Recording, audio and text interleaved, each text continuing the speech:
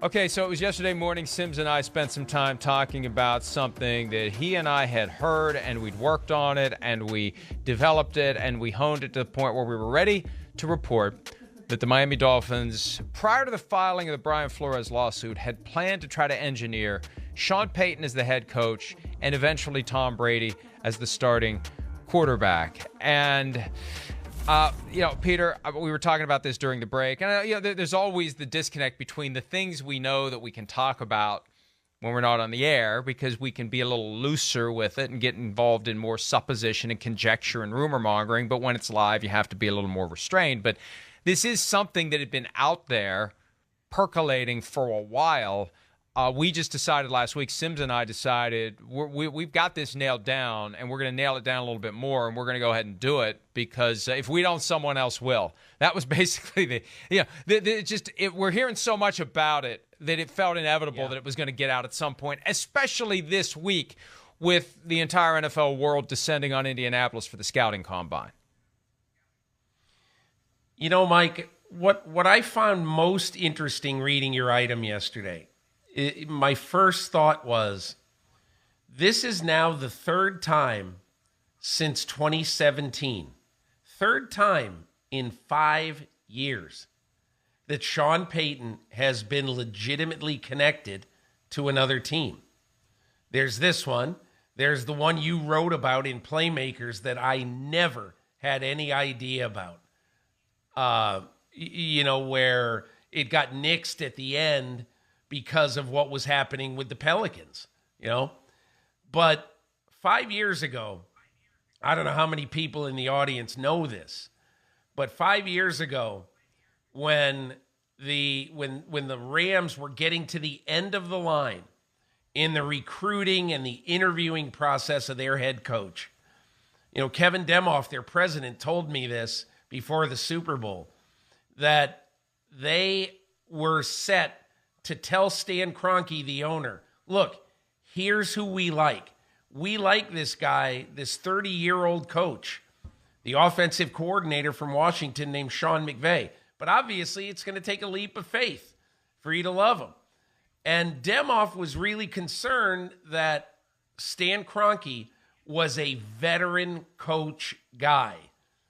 Over the years, he had stuck with Jeff Fisher, and he was a big fan, basically, of getting veterans. George Karl with the Denver Nuggets, his basketball team, and all this stuff. So Demoff and their team presented him, look, it's possible. We don't know that we could, but it's possible that we could get Sean Payton. It's going to cost something, and it'll cost more money in the contract, blah, blah, blah, blah, blah. But if you want us to try, we could. So, my whole point about this is that 3 times in 5 years that some team out there at least seriously entertained the thought of going after Sean Payton and paying compensation to the Saints. And to me, that just, I don't even know what it says. I'm not sure what it says, but I think what it says overall is that, Sean Payton is a businessman.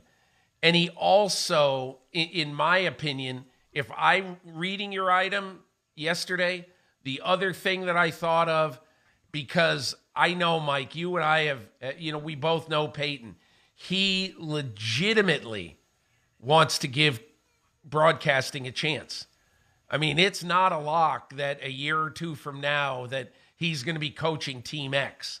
Okay, it isn't a lock. He wants to really try this. But there's one exception for every rule. And the one exception in the NFL is if you get a chance to coach Tom Brady, you probably got to take it. And that's the other thing I thought of reading your item. Well, and as to Payton, and you and I argued about this right after he resigned from the Saints, I said Jerry Jones should make his play now, because once Sean Payton realizes I can make as much money in TV, I can get a lot more sleep, I can get a lot more exercise, I'll have a lot less stress in my life. Dollar for dollar, hour by hour, it's a much better deal to take one of these ridiculous broadcasting gigs that are paying upwards of $20 million when he's making $15 million as coach of the Saints. So once he gets a taste of that, he may realize I've had my fill of coaching, even if Jerry Jones shows up. And if he does show up, he's going to have to show up with more money. Go ahead. You got to know that he's not going to walk into the broadcast booth or the studio making that kind of money, because that kind of money is going to be paid to the premier guys, the number 1 or 2 play-by-play guy or analyst. If you're working in the Amazon Thursday night studio with Marshawn Lynch and Scott Hansen, and I have no idea who's in there, but that job doesn't pay $15 million. The number 1 analyst sitting next to Al Michaels in the Amazon booth, if it's a megastar, that might pay that much, but he's going to have to work his way up to that. And I think, Payton has been advised basically to do the smart thing. If you really want to be good at this, get a job with CBS or Fox or whoever on the number 3 or 4 team with a good veteran play-by-play guy.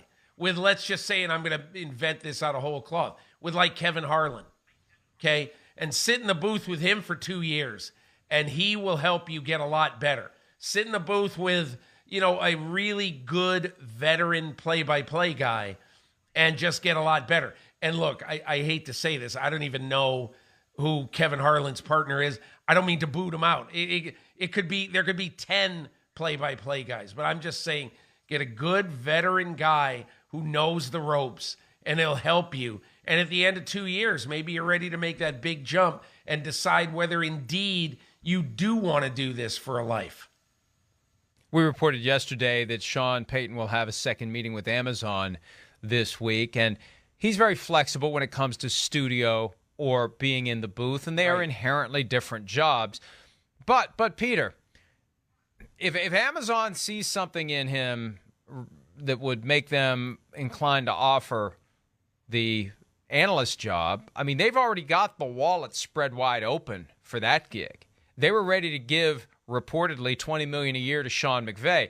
And so I'm having trouble reconciling why Sean McVay would waltz right in to a prime gig, but Payton wouldn't. Payton's got more experience, and I think Payton, no offense to McVay, but I think McVay, who knows damn well he'd be coming back at some point, would be more like John Gruden and be guarded and overly positive and go out of his way to not be critical of anyone, any team, any owner, any player, anything, because you never know when you're going to be working for that person, coaching that person you're criticizing in that organization that you may have something negative to say about. I don't think Payton cares. I think Payton's going to say whatever he believes, and as long as he's telling his truth, if someone's got a problem with it, it's their problem. Between those two guys, I want Payton. Well, but Mike, that isn't the way Hollywood works. The way Hollywood works is the hot guy makes the most money. The hot gal makes the most money. And Sean Payton hasn't won a Super Bowl in 12 years. So that's why Sean McVay is the hot guy right now. I'm not saying he's going to be better.